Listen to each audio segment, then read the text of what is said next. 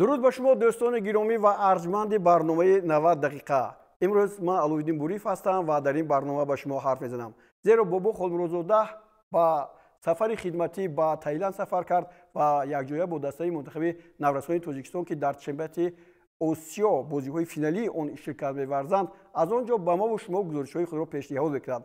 از این رو برنامه 90 دقیقه چون شما می‌دونید این برنامه خاص برای چمپیونات تاجیکستان است و کارشناس این برنامه با من هستند زهیر بابویف که هم کارشناس این برنامه و هم کارشناس فوتبال آسیا. خوش آمدید به این برنامه. بار دیگر بابو نیستند و امروز ما با شما صحبت می‌کنیم. پیش از آن که دوستان گرامی با تفسیر بازی‌های این هفته شروع کنیم باید یک مرتبه به نتیجه‌های آن نظر می‌کنیم. در حقیقت امروز بازی اساسی و مرکزی در این وخوری بین دسته‌های روشن کلوب و اسخط بود که با پیروزی میمونون جنبش شد. خوب بازی کلوب مرکزی ورزش ارتش با استقلال مفقود گذاشته شد، زیرا بازیگرای دسته استقلال به هیئت دسته منتخب تاجیکستان که در جام کاف اشتراک میکرد در آنجا هستند. خوب فایزکان با خوجان مساوی 1-1، کوکتوش 3-0 خطلون را شکست داد و یک بازی دیگر حاصلات ریگر تداس که این بازی هم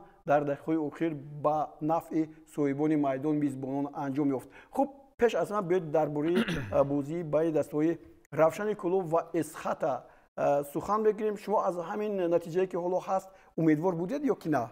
راستی من امیدوار نبودم و حتی من گفته بودم که غلبه روشن کلوب پیشگویی کرده بودیم.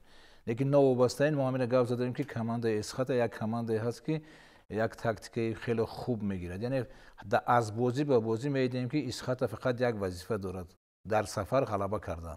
بسیار بازی‌های اسخط اگر می‌خوایم ببینیم در سفر غلبه کردن و در کلوب غلبه کردن، این بسیار یک معجزه است گفتم ممکن است با حساب 3-0.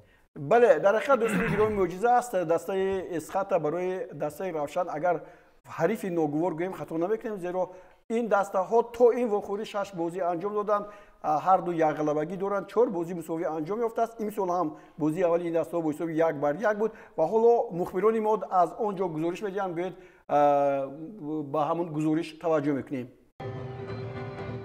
در دایره برگزاری دوری 13 چمپیونات تاجیکستان در ورزشگاه مرکزی دسته روشن شهری کلوب دسته اسخط شهری خوجان را قبول نمود. برابری به میدان وارد شدن دسته ها نخست از جانب مسئولین لیگ فوتبال تاجیکستان و طاهر مومینوف جایزه بهترین مربی دسته های لیگ عالی در ماه می تقدیم کرده شد. همزمان با مربی دسته جوانان اسخط نیز چنین جایزه برای فعالیت با براری دسته جوانان اسخط در ماه می سرفراز گردانیده شد. طبق فرضیه هفتهوار ورزش سپورت در بازی سپری حمله‌ور دسته روشن امیرجان سفروف گل 800 دسته روشن را به ثمر رسانیده بود. از این لحاظ از جانب رهبریت دسته روشن به این فوتبال باز لباس رمزی با نوشتجات 800 گل تقدیم کرده شد که از این نشان داد مخلصان دسته روشن با خوشنودی استقبال گرفتند. بازی دسته روشن و اسخط باشد به وقت معین گردیده آغاز گردید و دسته اسخط در این بازی بیشتر برتری را به دست گرفته پیوسته و هجوم می‌گذاشت. باید گفت که در دسته روشن کاپیتان دسته خالمراد نظرов با سبب اشتراک در مشق‌های دسته جمعی منتخب تاجیکستان امانوئل مبوا با سبب کارت سرخ گرفتن و حمایتگر دیگری دسته روشن کلوب شهریار عنایت الله با سبب لعب برداشتن در این بازی شرکت نورزید. گل نخستین دیدار امروزه در دقیقه 40 میدانداری به وقوع پیوست که مؤلف این گل لیگیونر دسته اسخط رمان خیبه گردید. همین طریق قسمت اول دیدار امروزه با حساب 1-0 به انجام رسید. در قسمت دوم بازی باشد نیم حمایتگر کناری دسته روشن جوزف اکومادی با سبب لعب برداشتن به میدان وارد نشد و به جای او کریس امانوئل از هیئت ذخیروی به میدان آمد. دسته اسخط در این بازی از ضعیفی در خط حمایت خوب استفاده نمود و در دقیقه 62 بازی بعد خطای حمایتگران دلشاد جان کریموف توانست که گل دوم دستش را در این بازی به ثمر رساند. در نگذشته سعیترش در دقیقه 68 بازی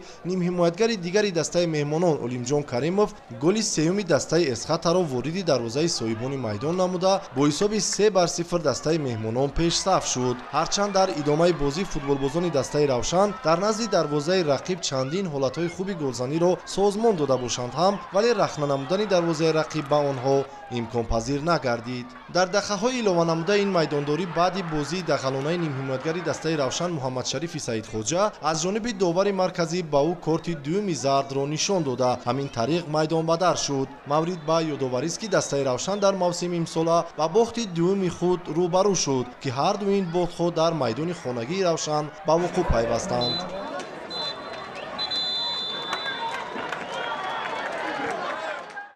خب دوستان گرامی یک شرح خیلی خوب با تفسیر بود و در حقیقت دسته اسقاط مورد نهایت عالی نشون داد. این فکر میکنم که هم دروازه‌بان اینجا شفچنکو که اینجا خیلی خوب میستاد و هم مربی ایگور سوروف که این موسم دوم است در چمپیونات تاجیکستان مثلا دسته رو آماده میکرد از همین است. گفتنی هستن که پیش از همه که می‌بینید که از جهت پسیکولوژی اگه ما گیریم 12000 مخلص در میدان کلوب بازی کردن و ترینری командаи эсхата мурабби суруф бисёр як тактикаи дуруст мондан. Яъне ки тактикае ки фақат фишор ғалаба аз дақиқаҳои аввал мо мебинем ки фишор ва ғалаба мекунанд ва гуфтанӣ ҳастанд ки дар ҳамин тактика чи дарвозабони бисёр хуб ки бисёр як маҳорати хуб нишон дод дар ин бозӣ ва чи дифоъгарон бе як тартиби бозии хуб доранд. Яъне ки игровая дисциплина мегӯянд ҳамин чизе ки тренер мемонад аз ҷиҳати тактикӣ бачаҳо 100% иҷро мекунанд ва дар байни майдон агар мо бинем ниммуҳофизатгарон ва ҳуҷумкунандаҳо бисёр як муносибати хуб яъне ҳамдигарфаҳмии хуб доранд ва гуфтанӣ ҳастанд ки ҳатто аз дифоъ бозингари дифоъ метавонад ба ҳуҷум гузарад ва дар ҳуҷум ба пирӯзӣ ноил шавад яъне ки гол занад. барои аввал гуфтанӣ ҳастанд ки дар ҳақиқат дар ин команда як пешравии хуб аст барои ки агар то ҳамин бозия мо дидем ки командаи равшани кулоб дар ҷои дуюми ҷадвал қарор дошт ва командаи суруф дар ҷои сеюм. бинед ки дар як бозӣ ҷоҳо иваз шуданд. яъне ки мо мебинем ки метавонад эсхата яъне ки мухлисони хоҷиёни бостония хурсанд кунанд. як команда бисёр як бозии хуб нишон дода истояд ва фикр мекунем ки дар ҳақиқат дар як вилояти суғд як баъди ҳамин бозӣ як идона яъне ки як хушнудӣ ки команда метавонад ки барои гирифтани медалҳои тилло мубориза барад. баъдан ҳайати даста ҳам хеле мукаммал аст ва он легионерҳое ки маҳз эсхата гирифтааст имрӯз хеле зебо бозӣ мекунанд. бале боз ҳаминҷо иҷои мураббии муҳтараму ёрдамчиёни мураббии муҳтарам бо бачаҳо ҳам дигар бинед ки як бозия бохтан командаи эсхата баъди бохти мисол гирем бохти дар фархор ҳосилоти фархор ҳамагон фикр мекунанд ки тамом не мебинем ки бо пирӯзиҳо мешуд ё ки дар майдони худшон ҳамихел як бохт буд аз командаи куктош. лекин новобаста ин команда ҳамон мақсаде ки дорад сарҷамӣ ба хатоиҳо яъне хатоиҳо ислоҳ кардан бо ба пеш мубориза мебаранд ва бисёр аз ҷиҳати бо гуфтанӣ ҳастанд ки аз ҷиҳати мазмуни бозӣ як тактикаи бозӣ соотношение сил мегӯянд дар забони русӣ яъне ки бинем ки ино чӣ дар дифоъ ва чӣ дар ҳуҷум ба як бисёрӣ яъне ки 8-9 нафар ба ҳуҷум мегузаранд ва мебинем бо ҳамин 8-9 нафар дар ҳимоя ҳастанд. яъне як командае ҳаст ки динамикашон бисёр дар фазаҳои ҳам ҳуҷум ҳам ҳимоя як аст. хуб дар бораи мураббии суруф мо гуфтем аммо тоҳир муъминов ҳам бо ҳамин даста бо ҳамин тактикаи худ истиқлолро шикаст дод. истиқлолро як бор не якчанд бор шикаст дод. инҷо ба шогирдонаш чӣ нарасида? фикр мекунам ки баъд ҳар як бозие ки бо истиқлол командаҳои мо мекунанд ва мо мебинем ки ҳатто ҳамин равшан клубам гирем агар дар бурди аввал бурде ки ҷом суперҷом мегӯем баъд ҳосилоти фархоро қабул кард дар майдони худаш ва ба як мебинем ки ба як мушкилӣ дуран карданд бозия. яъне масалан ки энержияи бисёр сарф карда мешавад ва ҳамин энергияи сарф ва фикри банда ҳамин бачаҳо то бозии навбатӣ ба худ омадан наметавонанд ва мебинем ки дар ҳамин бозӣ ба заифӣ яъне ки масалан ки ҳамон объёми коре ки мураббии муҳтарам мураббиён метиҳанд бачаҳо дар майдон иҷро карда натонистанд. бале ин як заъфе ҳаст вақте ки бо сармураббии дастаи мунтахаби тоҷикистон суҳбат кардам дар бисёр дастаҳо сатҳи омода кардани ҷисмонии бачаҳо хеле ноқисӣ ҳам дорад ва яке аз сабабҳои ба дастаи мунтахаби тоҷикистон ҷалб нашудан аз дигар дастаҳо маҳз шагирд ҳаминро пеш овард ки имрӯз вақте ки мо машқ медиҳем баъди машқи додаи мо футболбозон малакаи мавриди худро гум метиҳанд, яъне гум мекунанд, яъне ки қуввате ки шумо гуфтед ки бисёр сарф мекунанд аз ҳамин сабаб аст. ман ҳоло аз коргардон хоҳиш мекардам ки ба сармураббиён ҳам гӯш кунем ки чизе ки шумо гуфтед онҳо чӣ мегӯянд. Чӣ чиз нарасид ба бачаҳо? Я думаю, свежесть, 13-ю игру играть. Ну, надо иногда приходить к тому, что проигрывать тоже надо уметь. Это футбол, поэтому сегодня не хватало двух игроков, особенно Холморода Назарова, который вызван в сборную, да, и большие проблемы в обороне сегодня были. Практически, если взять, мы голы сами себе привезли. Ну, это футбол, надо дальше двигаться. Сейчас из этой трагедии надо не делать, потому что ребята старались, ребята играли. Ну, бывает такое, что в игре спад. Он пришел сегодня на 13-й матч, когда 13-й матч чемпионата, учитывая суперкубок, да, ну, очень тяжело ребятам. То, что они играли, ошибки, которые это все сказывается на том, что это спад.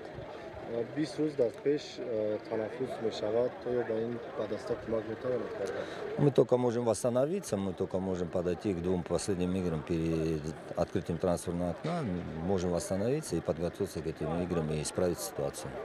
Также хочу тоже сразу поздравить всех наших истинных болельщиков, которые за нас болеют, поддерживают, наше руководство, ну и ребят. Они молодцы, дисциплинированно сыграли, выиграли. Ну, важная победа. Все понимают, все таблицу смотрят, все видят. Поэтому ребята вдвойне молодцы. Они выполнили то, что мы хотели. Ну и уверенно взяли 3 очка в тяжелом выезде. خب در حقیقت طور دیدید تویر ببینوف گفتند که یک باره 13 بازی پای در پای گذرانیدن این البته دشوار است به ضمن این باز جام و سوپر جام و این شما چی بگید؟ من همین گفتنی هستم که اون چیزی که در بالا شما خواهد کردید در حقیقت موسمی که ما میگیم موسم زمستانه حقیقت این پریود میگن در اون موسم مثلا که ما برای چی بسیار میگیم که همه نمونه شود از استقلال مثلا اسخات در کدام جهت اما جهتی که مثلا که ببینید که زمستان کماند استقلال سفرهای خارجی دارد پیش از همه ترکیه که دیگه دولت‌ها مثلا همین خوب میشه که در آینده مثلا کماندای ما چقدر که ترینری منتخب ملی گپ زده است که از جهت جسمانی اون کس راست میگن از جسمانی کدام وقت همون وقتی که مثلا شرایط باشه بعضا باشد یعنی که ببینید که در ترکیه تمام شرایط ها هست خوراک هست یعنی مثلا ترینرها میتونن مربی‌ها میتونن اون کاری که از جهت جسمانی باید کردن در همونجا کرده میشه با هم حریفایی هست که پرقوت هستن فکر می‌کنم در آینده اگر همه خوب باشد بازیگران ما میتونن که در 3 روز بازی کنن یا که در 4 روز بازی کنن اون وقت اونا با دیگر چمپیونات‌های آسیا که ما می‌بینیم چه ژاپن و چه کره یا ایران یا دیگر جا این کماندوها ببینید که این فوتبال بازا تست تاپ میارن و وقتی که با تیم ملی دعوت میشن اونا از جهت جسمانی چقدر که متخصص گفته است اونا تیار هستن و فکر میکنم در آینده اون که 100% راست میگن و در آینده فکر میکنم که مربیای ما و اسپانسرای پیدا میشن که با کماندها شرایط میتن یک مثلا کماند استقلال نیو 5-6 کماند ما میتونند که سفرهای خارجی کنن و تعطیل تیاری زمستانه خوب گذرانند. دوستان گرامی بازی دیگری که مجلل بود این وخوری بین دسته‌های کوکتوش و خطلون بود. خطلون باور کنید یک دسته هست که غیر انتظار بازی میکند اما در مقابل کوکتوش در بازی اولی دور مرحله اول هم با حساب 1-4 در میدانش مغلوب شده بود. این نوبت هم کوکتوش توانست که با 3 امتیاز دیگر رو از این دسته ستوند. حالا لحظه این بازی شروع میشن و اینجا باید گفت که فوتبال بازی کوکتوش در بیاید این لحظه بازی رو هم لحظه تماشا میکنیم و در این برابر کوکتوش از چی باشد که بعد عوض کردن مربیش و با این دسته اومدن اهلدین توردیف یک باره بی باخت فقط با غلبه 1 مساوی به پیش می رود. شما چی نظر دارید؟ کوکتوش رو شما دیدید الکی بعضی نصیحت‌ها هم بود که شاید کوکتوش شما مربیگی روید یا چیز دیگر.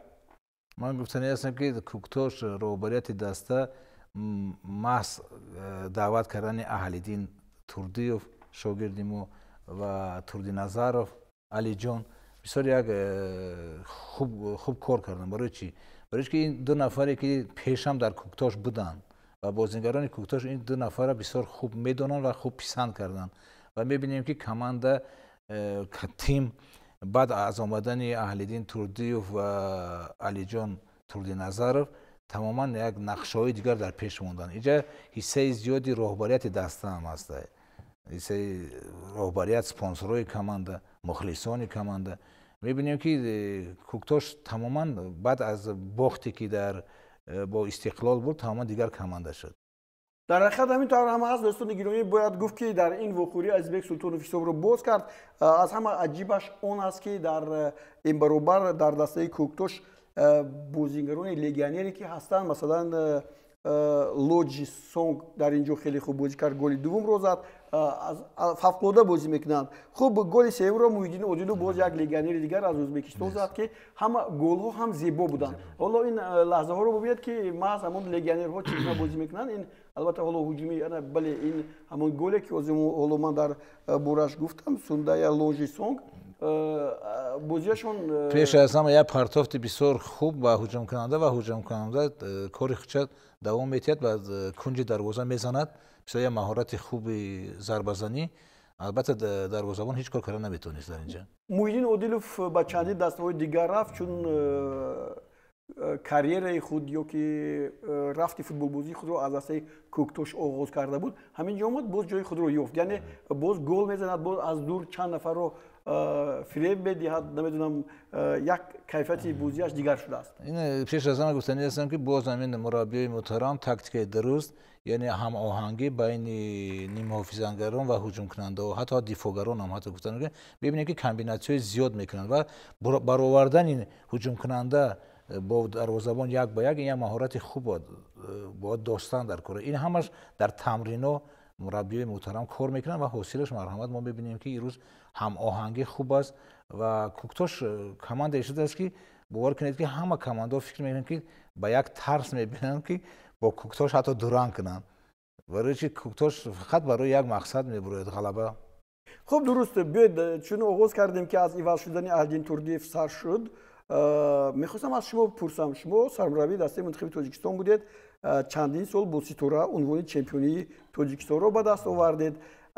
همین تبدیل چگونه امکانیت فراهم می‌آورد که دسته خوب بازی کند؟ مثلا بازیگران عوض کن نشدن اما مربی عوض شد، مثلا کروی اهلیدین توردیف در کلوب مرکزی ورزش ارتش هم خوب نبودند. گفتنی هستن که در تیم ارتش چیزی که رستم میگه نیویزین، یعنی که آمد نکردن، یک آمد نکرد. اهلیدین توردیف در باخت اول با اسخاتا که 2-0 غلبه کردن، مثلا یک خطایی کردن مربی‌ها که دو تا بهترین فوتبال باز عوض کردن، بعد دو بازیگر عوض کردن 3-2 شد. ما دیدیم که یک بازیگر اسخاتا 3 گل زد در دقیقه آخر، گفتن در 10 دقیقه ما حتی شاهد 3 گل هم بودیم و پیروزی کردن. همین اجیات روحانی گریم پسیکولوژی، یعنی کمانده با یک راهی اومد که راه دشوار بود و اینجا تا گفتنی هستن که رهبریت ارتش یک کاری بزرگ کردن، هم رهبریت دسته کوکتاش، یعنی مثلا که اهلیدین توردیف متخصص دادن، متخصص خوب دادن و یک متخصص جوان دیگر از هیئت دوم یعنی خوسیموف گرفته موندن، یعنی که هم ارتش برد کرد هم کمانده کوکتاش و گفتنی هستن که اهلیدین توردیف اون چیزی که با علی جان توردی نظر نکردن نشد، در اینجا همه به خطایی کار کرده استادن، یعنی که با تیم تمام هستیشون داده استن. این بچهای کمانده هم گفتنی هستن که با مربی یک مناسبت خوب و اون کاری که مربی ها میخواهند در میدان همون تاکتیکای 100% اجرا میکنن.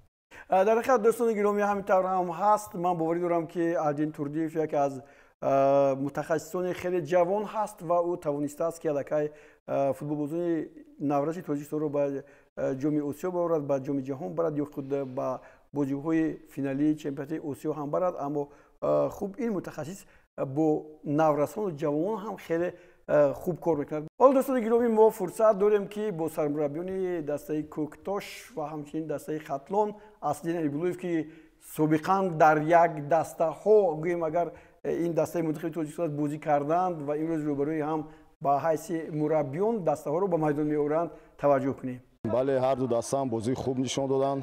خیلی شما شاهد بودید در سرشای بازی مومنت‌های خطا بسیار مومنت‌های خوب داشت برای گل زدن لیکن استفاده بردن نتونستن و ما با بچه‌ها کمتر گفتیم که چیکار کردن در کار است و بچه‌ها کمتر با بازی در اومدن حرکت کردن که اون چیزایی که ما پیش از بازی گفته بودیم با اونها حرکت کردن اجرا کردن و نتیجه خوب رو به دست آوردن. از سه گلی که شاگردان شما امروز زدن دو تاش توسط عکس‌الهجوم‌ها بود.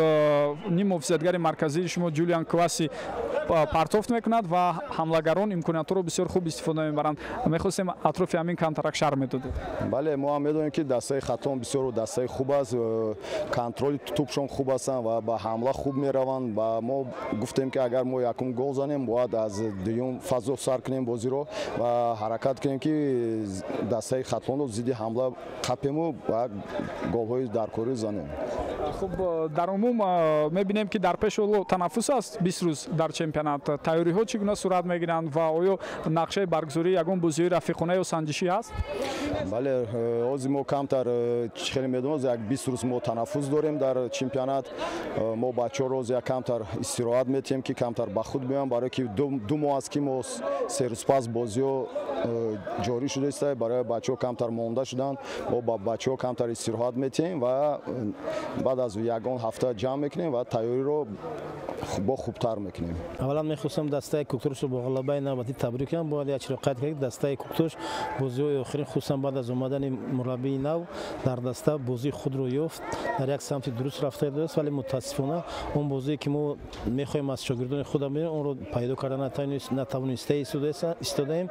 یک سبب این دلیل است که فکر میکنم که فوتبال بازی ما از جهت شورناکی برای اینکه در وقتی فوتبال بازی کردن باید که هر یک بازیگر فکر کنه در کدام حالت کدام طرف دویدن در کار با کدام موقع پاس دادن در کار. همین حالت ها از طرف بازیگر ما دیده نمیشود و باید قید کرد که در وقتی که به جدول چمپیون نگاه میکنیم هم گرافایی که توپای به ثمر رسونده که در خط دفاع دسته چند توپ از توی دروازه توپ گرفته است الکی خودش به بسیار سوال ها جواب است. خط دفاع بسیار ضعیف است همچنین خط حمله بالایی که شاهد حال بودیم که همین روز بازی همین روز بسیار تیزتون گذشت و قوای جسمانی بسیار سرکش از طرف ما از طرف صاحبان میدان و باید قید کرد که در قسم اول بازی و در قسم دوم بازی ما بسیار لحظات خوب گلزنی داشتیم ولی متاسفانه به ثمر رسانده نتونستیم. ولی صاحبان میدان از حساب همون حالت هایی که با وجود و وقوع آوردن و توپ رو وارد دروازه کردن از این فکر میکنم که دست بالا شدن. برمیگردیم با دور 13 و اینجا میگذاریم با بازی اوسیلوت که با حساب 1-0 رگری صداز رو مغلوب کرد و اینجا هم یک گزارش آماده شده است. در ورزشگاه مرکزی ناحیه فرخار باشد در دوری 13 چمپیونات تاجیکستان بین دسته‌های لیگ اولی دسته حاصلات ریگر تدازی شهر پرسنزاده را قبول نمود. هر دو دسته به این بازی با تیاری جدی آمده با سبب جایگیر بودن در تخانه جدول مسابقات برای بهتر نمودن وضعیت دسته میدانداری کردند. در قسمت اول این میدانداری محض دسته صاحبان میدان توانستند که چند مرتبه در نزد دروازه رقیب حالت‌های خوب گلزنی را به میان آورند ولی در این قسمت نیروسنجی دسته‌ها نتوانستند که باز زدن گل شرفیاب شوند. نیمه دوم میدانداری باشد هر دو دسته با زدن گل نزدیک میشدند و نهایت با افتگال احمدов توپ وارد دروازه کوهوی گودسون وارد کرده شد. همین طریق دیداری دسته های حاصلات و ریگر تداز با حساب 1-0 بر نفع دسته حاصلات نویه فرخار به انجام رسیده. با کسب 3 امتیاز دسته با زینه هشتم جدول مسابقه برآمد. دسته ریگر تداز باشد بعد این مغلوبیت با زینه پایان جدول مسابقه فرآمد. خوب دیدید حاصلات هم در زینه آخر جدول مسابقه بود و آهسته بالا می رود و اینجا اگر گیم که بختش بلندی کرد در دقیقه اخیر گل زد صاحب 3 امتیاز شد. در این باره حاصلات را شما بازیش رو از فکر میکنم دورهای گذشته هم دیدید با در این باره صحبت کردید. من کم دیدم بازی حاصلات رو. میخواستم در این باره شما بگید چگونه به ما میسر شد که اینجا پیروزی به دست آورد؟ پیروزی حاصلات ما پیشتر هم گپ زده بودیم که حاصلات در میدان خودش پیروزی میکنه برای که بعدی بازی اسخطه یک بازی خوب شد بین اسخطه کماندی که پیش صف است و حاصلات فرخار. اسخطه با یک دشواری تونست غلبه کنه در میدان خودش و معلوم بود که یعنی که مربی محترم با یک تاکتیک درست هم آهنگی با بچه‌ها یعنی که ما می‌بینیم که در بازی همین دیده استیم فشار بود یک چند لحظه‌های خوبی داشتن که میتونستن با گل نایل شود لیکن هجوم کننده ها نتونستن گل زده که دروازه‌بان ریگر خوب برآمد کرد نواسته به این یک اومد بود در این بازی هم گیم خطایی نمی‌کنیم برای اینکه افتا گل شد که گل خودی شد اما ببینید که اینجا اگر که پیش روی حمله‌گر رو هم نمی‌گرفتن شاید اون می‌گذشت گل رو هم می‌زد. بله اینجا گفتنی هستن که من فکر نمی‌کنم که دفاعگری کماند ریگر تازه خواست که با دروازه خود زند و خواست که با دروازه‌بان پرت یعنی که دروازه‌بان ما دیدیم که در این حالت تیار نبود باید فکر می‌کنیم که دروازه‌بان هوشیاری از دست نمیداد این بازی این توپ رو هیچ نمی‌برآورد از دروازه نه که همدیگر فهمی که نبود یا که جایی که هوشیاری از دست دادن و پیروزی حاصلات با پیروزی نویل شد که فکر می‌کنم که بسیار مخلصاشون مخلصای زیاد داره حاصلات فرخور مخلصاشون در این بازی خرسند کردن و از جای آخر و جای هشتم برآمدن. یک چیز دیگر رو می‌خواستم بگویم ریگری تداز امسال چمپیونات مملکت رو خیلی خوب آغاز کرد اما خوب بود علیور اشورامدوف اونجا هم چی نفهمی‌های هستن در فوتبال ما که بسیار زود مربیون عوض میشن علیور اشورامدوف هم به استعفا رفت و حالا خوب دیگر نمایندگان این دسته اینجا دسته رو به پیش میبرند کورش رو به پیش میبرند همین چی هست یعنی چرا ریگر تداز با همین هیئت خوبی که دارد امروز نمیتواند در موقع بلندتر باشد خوبتر بازی کنند ما یک بار لکه این دسته رو با لیگ یکم گسیل کردیم لیکن باز این دسته برگشت باز همون دسته پرقوت شد ولی یک بازیش خوب است باز میرود پایان فکر میکنم که چیزی که شما درست خواهید کردید از اول بازی ها ما دیدیم که در حقیقت تیم ریگر تداز با سرداری علیور اشورامدوف بسیار خوب بازی کردن اصلا بازی که اگه ما گیریم با استقلال یک بازی بود که خودی بنده من فکر میکنم که این کماند میتوند برای مدال مبارزه برد لیکن که بعد از این بازی ها ما دیدیم که با مغلوبیت دچار شدن یعنی که اجیتی با همون روح شناسی گیریم اگر اجیتی روح شناسی همین مربی بزرگ یا که روح شناسی بزرگ یک چیزی هست که همون باید در کماند همون کمبودی کار کنند ما نمیدونیم راستی که در این کماند چی تنقیصی هست ما نمیدونیم لیکن ما میتونیم نمونه گوییم که کوکتاش مرحمت نمونه کی میگفت که کوکتاش از آخر جدول برآمده برای جای پنجم و چهارم مبارزه میبرد یا که اولی سالی برآمده جای سوم رو میگیرد جای سوم میگیرد برای ایجاد فکر میکنم که سیر و اسراری که هست در این تیم ریگر تداز اما راهبریتش میدونم میگیم اما این ایجاد کارشناس کاردان در کاره شما سیر و اسرار گفتید بیاید با سیر و اسرار برمیگردیم شما خیلی زیاد مربیگی کردید هست سیر و اسراری که مثلا فوتبال بازون با همین مربی رو نخواهند اون وقت بازیشون در حقیقت بد میشود فکر میکنم که خواستن نخواستن مربی هر یک فوتبال باز وقتی که شرطنامه میبندد و شرطنامه با رئیس کلوب شرطنامه میبندد در آن شرطنامه گفته شده است که نوبسته کی مربی میشود کی نمیشود از اونا پرسیدن نمیشود این سردارای رئیسای کلوب انتخاب میکنند و آن چیزی که این مربی متخصص میکنند باید 100% اینا اجرا کنند خب بیاید با مصاحبه مربیان این دسته ها گوش میدیم که چی میگویند بازی در دسته ریگر تداز بود و این فوتبال است اگر گل نزنی به دروازه خود گل میخوری هم ترم شد ما نتونستیم بعضا لحظه‌ای که پیدا شد نتونستیم گل زنیم و بازی هم در دست ما بود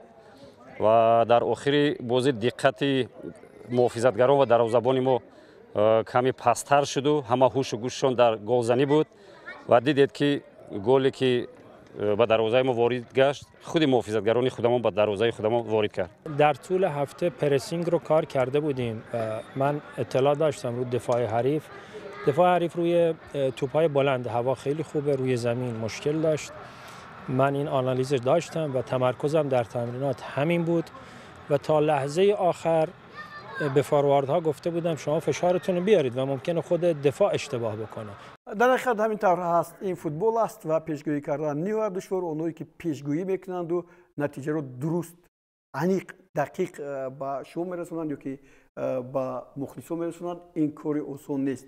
با هر نوع دوستان گرامی برمیگردیم با ادامه این مسابقه دور 13 و یک بازی دیگر بود که ما با هم آن رو هم تماشا میکنیم. این وخوری بین دسته های فیضکند و همچنین خوجند است که در پایش یک خبری نوی هم دارد. بیاید این بازی رو میبینیم. این وخوری با حساب 1-1 با پایان رسید. در این بازی هم کارت‌های سرخ بودند، کارت‌های سرخی که از جانب داور با هم مربی و هم فوتبالبازان داده شدند. خب دوستان گرامی، در این وخوری که ما با شما می‌بینیم از دسته فیضکند در دقیقه دومی وقت ایلو شده از قسم اول عبدالخالق علیموف حساب رو باز کرد 1-0 و در نتیجه حالا اینجا فوتبالبازان دسته خوجند هم از این شاید برای از مغلوبیت نجات یافتن فشار خود رو خیلی زیاد کردن و در نتیجه توانستند گل یکم گل اول رو میبینیم اینجا. بله این گل بسیار افسانوی هم هست، زیبایی هست که از مسافه دور محض این بازیگر عبدالخالق علیموف با شاید علیموف است با نشان رسونید، اما این بازیگر هم از میدان رانده شد. ما خواستیم رو همچون یکی از بازیگرای بهترین هم با قطار اونایی که در این دور بودن جای کنیم، اما این کارت سرخش با این کمک نکرد. با هر نوع توانستند فوتبالبازان دسته خوجند باز این هجوم‌های پای در پای که ما از جانب فیضکند می‌بینیم اونها در برابر خوجند خیلی مهرانه بازی کردند و ما از اینجا ببینید همین گزارش‌های خطرناک هم بودند و نوبت اون رسید که همین گل ببینیم از جانب دسته خوجند با ضربه جهانگیر ارگشف در دقیقه 73 و حساب برابر شد. ما از همین حالت رو می‌بینیم. بعض بحث‌ها هستند که اینجا گویا حالت نابازی باشد، نه اینجا حالت افساید قرار نداشت. حالا یک بار دیگر دوستان گرامی تماشا میکنیم. خوب متخصص هم اینجا خواهند گفت. ببینید هنگامی که اینجا جهانگیر خودش توپ رو با بازیگری پیشین پرتافت حالت افساید جو نداشت و حساب برابر شد. 1-1 یک امتیازی گرفتند دسته ها. ولی چیزی دیگر همین بود که در این وخوری سرمربی دسته خوجند نومان حسنوف بعد قسم اول از میدان رانده شد، کارت سرخ گرفت. خوب اینجا هم کارت‌های سرخ بودن. حالا درباره آمار من چیزی نگفتم، اون آمار رو هم پیشکش شما میکنم و من در این باره خواهم گفت. خب نتیجه درباره این نتیجه 1-1 که ما شما با هم دیدیم. پیش از همه دو گلی که ما دیدیم اصلا گل کمانده فیضکند یک مهارت خیلی خوب بود، اوت بود، از اوت پرتاف شد، دفاعگران با سر توپ پرتافتن و این بازیگری ما دیدیم علیموف یک مهارت بسیار خوب عالی که شما شدیر میگید و برنده همین بازی خیلی که برادر ما گفت زدن گفتن که با زبان اسپانی که دلیسیمو، یعنی که در کدام فوق‌العاده عالی، در فوق‌العاده عالی، نیکن که مهارتی به درک تکنیکی بلند نشون دادن. میبینید که در کماندوی ما در کماندوی لیگ عالی بنده میبیند که با همین بازیگرانی هستن که در حقیقت اونا میتونن که مهارتشون از سایخالتیان و میتونن که نشان دهن به تیم‌های ملی نورسان المپیکی ما هستیم و فقط از بازی با یک بازی نباید باشه، از بازی با بازی نشان دادن مهارتشون نشان دهن که همین فوتبال باز با رقم همین نام مشهور شود در بین متخصصان مخلصان. برای ما همین کم میبینیم، لیکن که شکر میکنیم که هست همین بازیگران که چمپیونات ما خوشرو زیبا میگردونن. و گل دومی کماند خوجند باستانی هم دیدیم که یک گل خیلی خوب زده شد از طرف هجوم کننده جهانگیر دیرگاش و یک بازیگری که یک مهارت خوب دارد در تیم‌های ملی هم نیست. این بچه یک بازی میکرد و دو کمانده گفتن که دو دسته یک خالی رو به هم دیگر تقسیم کردن و یک خالی گرفتن. خب چیز دیگری که دوستان گرامی در این باره من با شما میرسونم، بعد از این وخوری سرمربی دسته خوجند نمون حسنوف از منصب خود استعفا داد. الحال دقیقاً این چیز به تصویب نرسیده است، اما فکر میکنم که این چیز هم در رسانه‌ها به نشر خواهد رسید و دسته خوجند هم به سرمربی الکی مربی بعد رفتن رستم خوجاєв باز مربی دومی خود رو هم عوض میکند. شاید خوجند عیب رو از مربیان میدوند ولی در خود دسته هم بعضی عیب‌های دیگر رو هم باید جستجو کرد و آن رو دریافت تا که دسته‌ای که در همیشه در زینه دومی جدول مسابقه خود بود که امروز در زینه پایانی جایگیر شده است بازیش رو بهتر کند. بیاید اول پیش از اون که در این باره مثلا از دست رفتن نمو حسن چیزی گفته باشیم با سخنرانی مربیان توجه کنیم و بعدا ادامه بدیم. ما پیش هر یک بازی بچه‌ها رو میگیم اول بازیمون باید دیسیپلین بازی سر شود. همین دویم تایم این دیسیپلین نرسید که ما همین وای قپیم. خب چی چیز باعث برام گشت که شما با دروازه خود گل سر دهید؟ همین باید برده میگم همین دیسیپلین نرسید برای که وقتی که بازیگرا از جهت روحی وای میشوند کمتر بعد نافهمی در خط دفاع بسیار میشود. از همین سبب کمتر نافهمی شد بین دو تا دفاع مرکزی. خب در بازی نوبتی چی نیت دارید برای قهرمان شدن در لیگ یا لیگ کشور؟ برای قهرمان شدن ما دوزی یگان وای نیست نه که برای بازی خوب نشان دادن و غلبه کردن لازم ما یک 20 روز وای داریم تنفس داریم. همین 20 روز باید یک تیاری خوب بینیم. در چند بازی آخر شاگردان شما با شکست مواجه می‌گردند. سبب‌های اساسی در چه است؟ سبب اساسی باخت. سبب اساسی اثر مافسی ما رو ادامه دارد. همین سبب‌هایی که خطاگاه داخل در خط دفاع چی در بازی پیشتر چی در بازی حاضره همون خطاگاه تکرار می‌شود. در یک لحظه در همه لحظه ها وقتی ما در خط دفاع میباشیم بازیگران کمتر از بازی دور میشوند. دقت آنها گم میشود. برای همین ما به دروازه خود گل سر میدهیم. برای برطرف کردن چنین خطاگاه سرمربی دسته یگان و چهارم میاندیشند. البته در مشق و تمرین ها در میدان و در ساحه نظریوی مشق نظریوی همین گفتشون میشود با بازیگران در اکران نمایان میشود بازی دسته خودمون و بازی حریف همش رو می‌آموزیم در میدان حرکت می‌کنیم برای اصلاح کردن ولیکن در رفت بازی همیشه می‌شود که در یک لحظه بازیگران دقتشون گم می‌شود. از همین سبب همیشه گل‌ها به دروازه ما می‌درد. برای پورا کردن خط دفاع بازیگران رو جلب نموده است سرمربی دسته عموما رهبریت باشگاه. البته چنانه که لحظه گذشته ترانسفر تابستانی نزدیک شده است با بازیگران گفتشون رفته شده است و برای همین البته در قسمی در مرحله دوم چمپیونات دسته پرقوت می‌شود. بازیگران پرتجربه دعوت می‌شوند و اون نقصان‌های و کمبودی که در دسته وجود دارد همش اصلاح می‌گردند. خب دوستان گرامی تعریف شنیدید. خوجند امید دارد که در رازن گزارشی که حالا شروع می‌شود بازیگران نو بگیرد. اما برای من تا هنوز نفهم است که اینجا چند نفر بازیگران با استعداد دسته خوجند تقریبا همین هفته از دسته رفتند. دلیریوت گوروف، فردوس چقالوف و همچنین عبدالمومن زبیروف. شما چی فکر دارید در این باره؟ فکری بنده ما همینجا گپ زدیم که مثلا که من نمیدونم که مربی برای چی یا که رهبریت دسته چی سبب داشتن که این بازیگرا شرطنامه داشتن.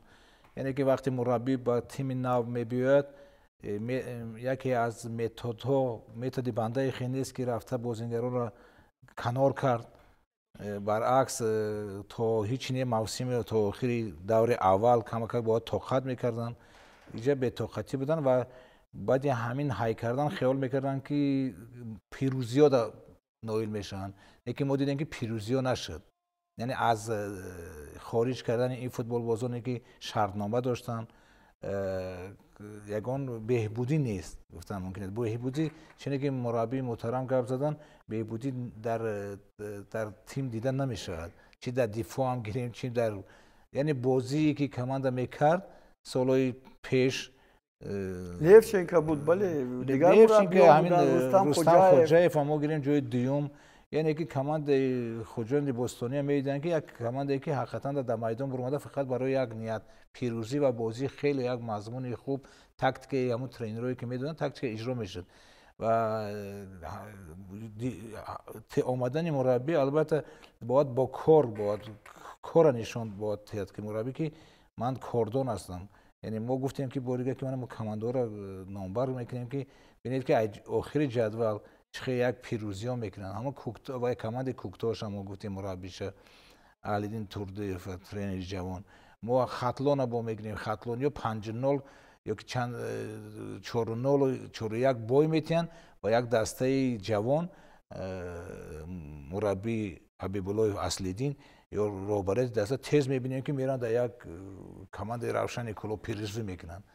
یعنی مثلا که همدیگر فهمی یک هم آهنگی بین سرمربی بچه ها فوتبال بازان و راهبریت دسته با یک سطح بلند گذاشته شده. برای وقتی مربی که میبیاد باید مربی منمانی نکند، باید سر همکار کار کردن در کاره. یعنی مثلا که وقتی که راهبریت دسته با تو باوری میکنن تو همون وظیفه‌ای که داری همون علمی که داری همون علم تا باید با بچه ها تاکتیک بازی در میدان باید برای پیروزی شدن باید نشانتی مهنت کنیم. شما بازی خوجند رو دیدید. به نظر شما در خوجند چی رو عوض کردن در کار است؟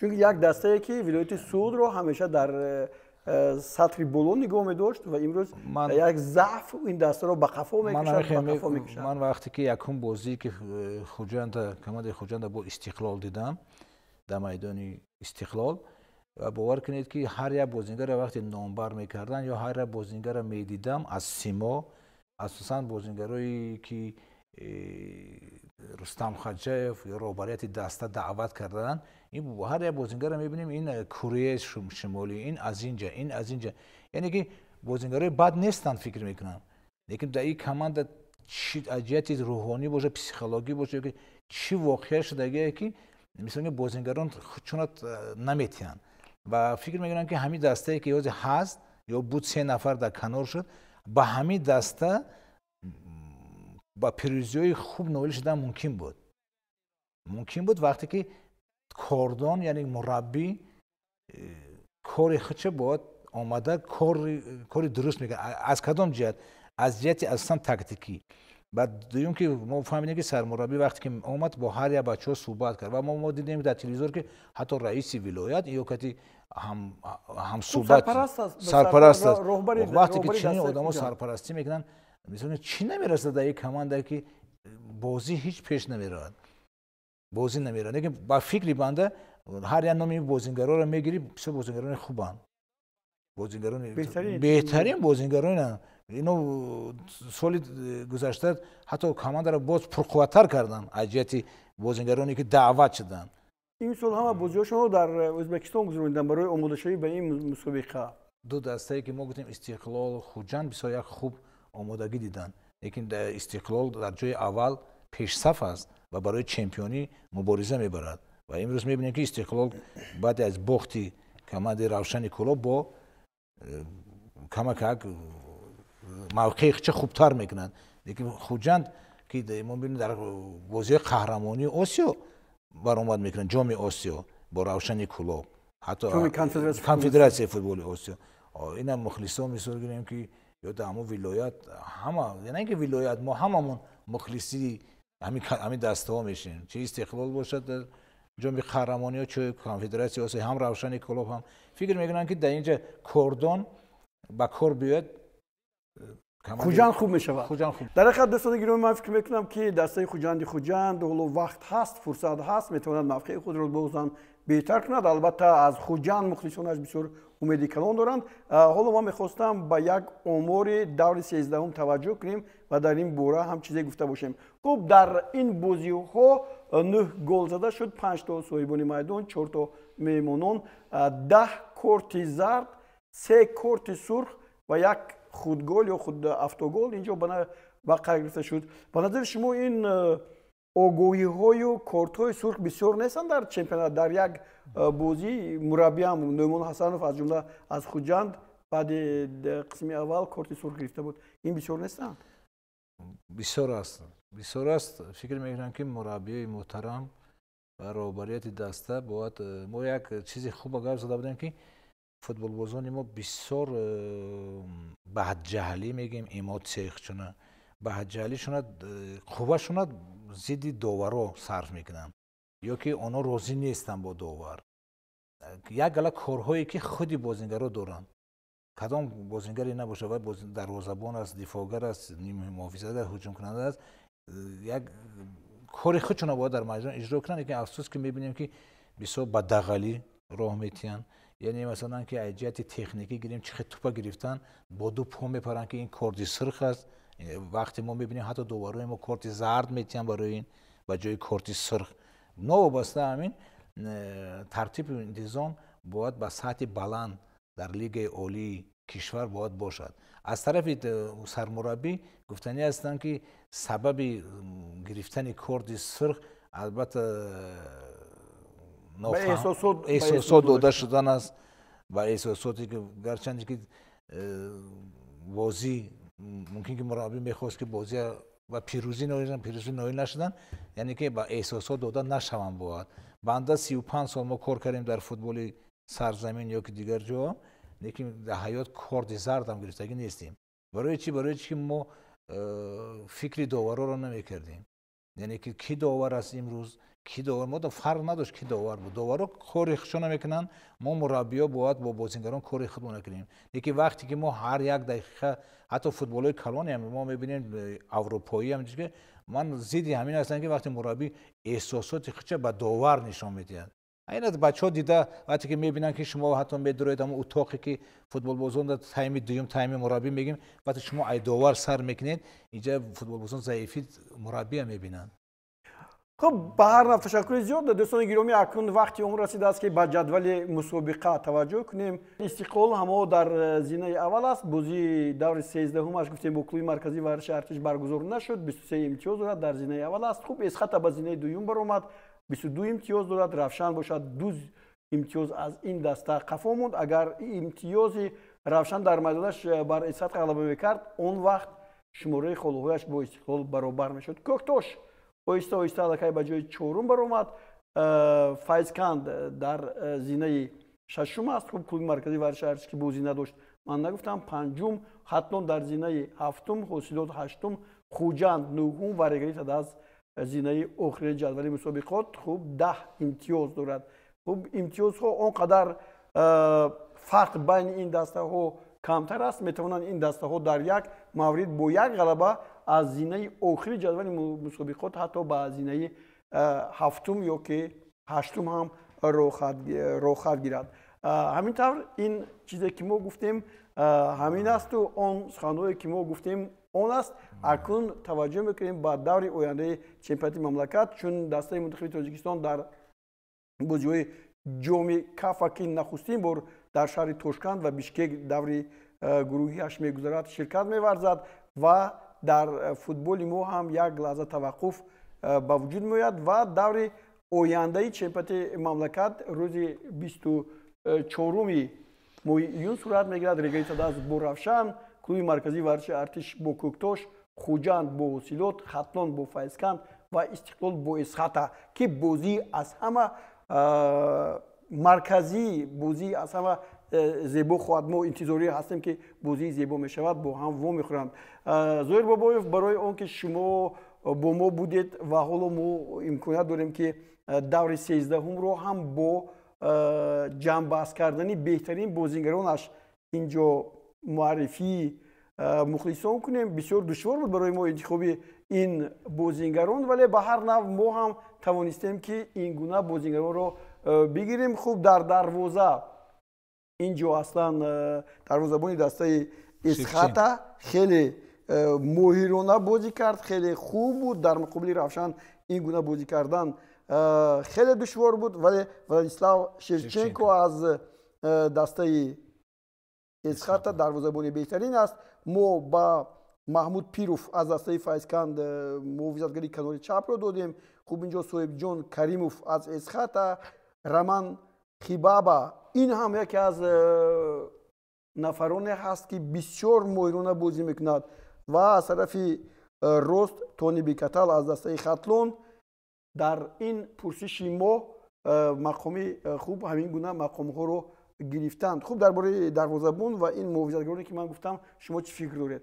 ما اشتباه کردیم یا که نه؟ فکر می‌کنم اشتباه نکردید، برای اینکه ما می‌بینیم که بازیکنان اسخات اگر پیروزی شدن در با روشن کلوب در حقیقت یک احسان یا معجزه گفتیم و همه این بازیکنان حقیقتا نایل هستند. خوب در خط میانه کیها بهترین بودند؟ به نظر ما آنان جونیوس کواسی از گانا از کوکتوش رقم 6، ازیبک سلطانوف 9، محیدین اودیلوف رقم 7 و نهایت سفرعلی کریموف از دسته حاصلات.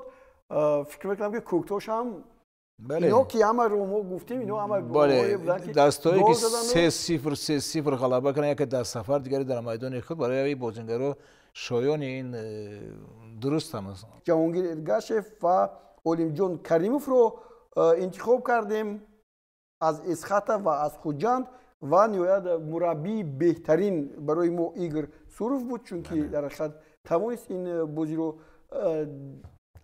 خیلی خوب راهنمایی کند و پیروزی به دست آورد و بازیگری بهترین این دور در اکران‌های شما بود این رمان خیبابا. در حقیقت بازیگری هست که بسیار هم ماهرانه بازی کرد. شما فکر می‌کنم که اینجا ما اگر باشد چیزی که شما گفتنی هست کدام بازیگر به نظر شما بهتر بود؟ همه درست است، برای اینکه شما درست قید کردید که کماندویی که در با پیروزی کلان یعنی 3-0 کماندوی اسخات گریم در ولایت خطلان یعنی شهر کلوب غلبه کردن بر روشن بر رقیب خود و پیش گذاشتن از اونو و کماندوی چیرم اگر گریم کوکتوش هم سزاوارن.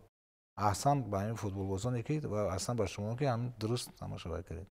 تشکر زیاد که شما در برنامه ما اشتراک کردید. ما امید داریم که در حقیقت بابا خانمروزاده از سفر خدمتی برمیگردن و با برنامه خود باز هم درباره فوتبال تاجیکستان حرف میزنند و مقصد ما یک است: سطح بازی‌های چمپیونات تاجیکستان رو بالا برداشتن، سطح ملکه مهارتی فوتبال بازان رو بالا بردن و ترتیب و نظام رو در میدان‌های فوتبال جاری کردن است. این بود دوستان گرامی برنامه امروزه 90 دقیقه. من با شما بودم علویدین بوریف. تا بازدید تا برنامه آینده در شبکه تلویزیونی ورزش.